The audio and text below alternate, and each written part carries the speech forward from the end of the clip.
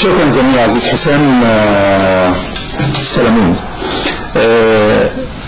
المشاهد الكريم الضيف اللي طلعه حسام في التقرير قال انا اتحداك لو هتطلع كلامي دوت، وبيقولوا البرنامج هيتذاع الساعة 7 والكلام ده هيطلع. انا بتحداك ان التلفزيون المصري يطلع هذا الكلام.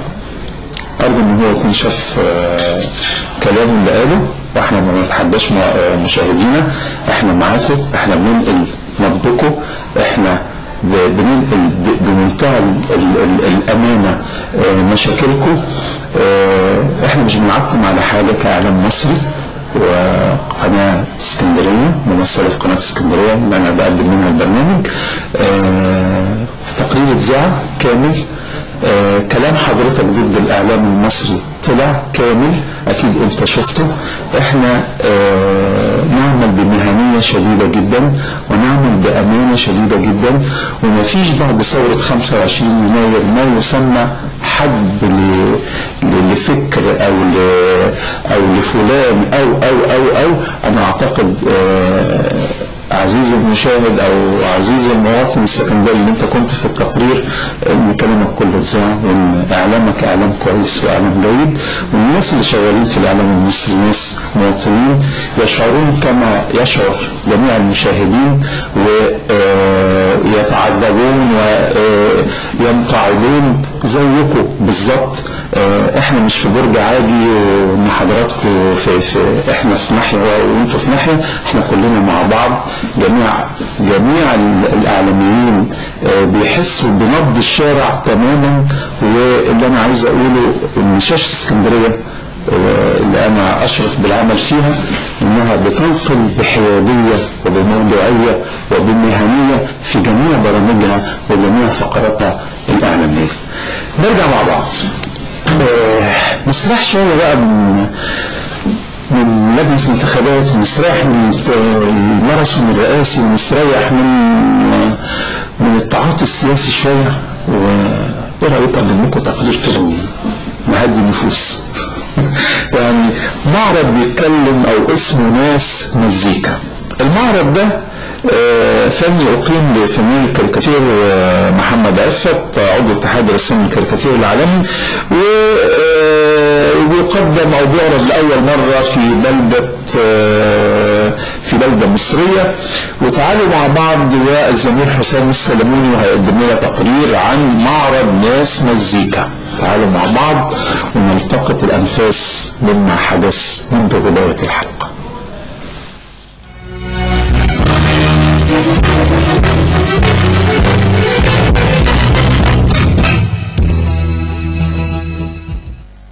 يوم داخل القاعة الكبرى الملكي بالإسكندرية، حيث يقام معرض فنان الكاريكاتير والفنان التشكيلي الأستاذ محمد عفت، والذي يطلق عليه اسم ناس مزيكا.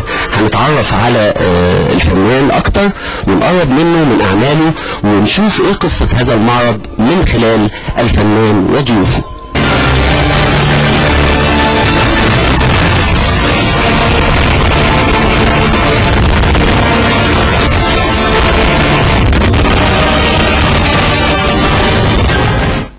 فنان الكاريكاتير الأستاذ محمد عفت. أهلا بحضرتك يا فندم. أهلا يا فندم. أولا ألف مبروك على هذا المعرض، ونحب أولا تقول لنا ما هو دلالة اسم المعرض؟ يعني ناس مزيكا، ماذا تعني بناس مزيكا؟ يقال والله أعلم النقاد في العالم بره أو هنا بيعتبروني واحد من 7 على العالم في اللون البرايت، عايز اللون المبهج جدا اللي فيه مزيكا. عشان كده استاذ رأفت واستاذ سمين سموه الناس مزيكا، وانا وافقت على هذا الاسم. يعني الاعمال بتتناول ايه؟ والله تناول يعني انا كنت بعرفه بالاستاذ رأفت، حسيت زي كنا نعرفه من الصغر، فالتقينا روحيا في المجال القدم التراث القديم، الطرب، الاساس، البيان بيعين مختلف المجالات في مجال التراث الشعبي الاصيل؟ لا، آفت فنان مختلف. آفت بيرسم شغل بدون تعليم، واحيانا بيبقى هو محاصر الشغل دوت، مش متاح في جرايد او مجلات، وهو مقرر طول الوقت ان هو يبص للكاريكاتير من خلال حس جمالي او تعبير في المجمل. يعني مش بيقول انه بيرسم رئيس وبيرسم وزير وبيرسم مواطن غلبان، لا، هو طول الوقت بيعمل الرسمه اللي ممكن في اي مكان وفي اي زمان وفي اي حته في العالم ممكن الشخص يستوعبها ويشوفها.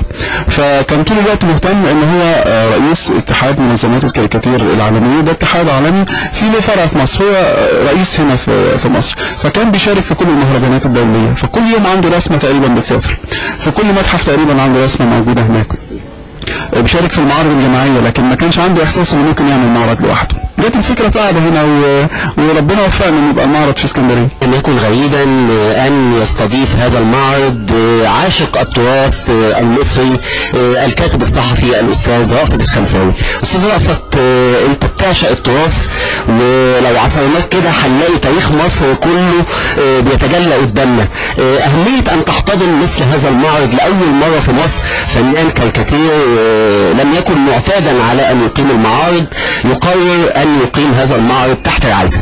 هو اولا المعرض شرفنا ان احنا نقيمه هنا في النادي على سبيل زياره سابقه منذ شهرين على غرار ورشه عمل كان عملها الاستاذ سمير عبد الغني والاستاذ عفت للطلبه والراغبين في تعليم وتعلم فن الكاريكاتير، وبناء عليه دعوناه في زياره قصيره الى النادي، فتفضل مشكورا وقبل الدعوه. وكان اليوم حافلا بالذكريات الماضيه والتاريخ القديم والصور التاريخيه القديمه بالطربوش وسماع الموسيقى القديمة والأغاني القديمة، وقرر أن يكون أول معرض لي على مستوى الشرق الأوسط في النادي. فاحتضننا هذا المعرض، ومنذ شهرين نحن نقيم على الفيسبوك بعض الصور التي كان يرسمها الفنان ونعرضها على أساس أن الناس تبتدي تعرف أنه يقام في الإسكندرية أول معرض للفنان عفت.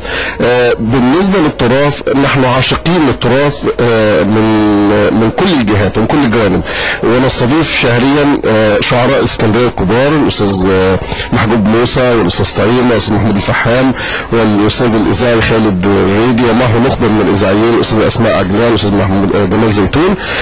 فيقام في هذا المكان ايضا ندوه شعريه لرابطه ادباء جامعه اسكندريه من الثمانينات. فحولنا هذا المكان الى ملتقى ومنتدى ادبي وثقافي وتراثي من ابعد الحدود.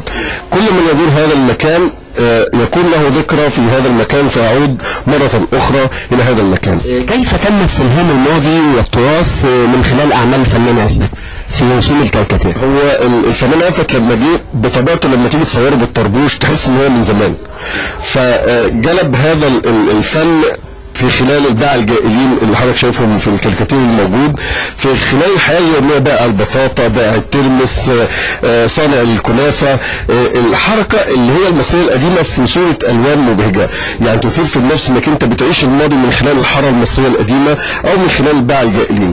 وده نابع من الفنان هو الاستاذ سمير عبد الغني، شاف الرخص اللي هي الخاصة بالبائعين الجائلين والسقة والشيال والمعداوي، فأثرت في نفسهم ان هم يبتدوا يعملوا حاجة ترتبط بأصالة المكان.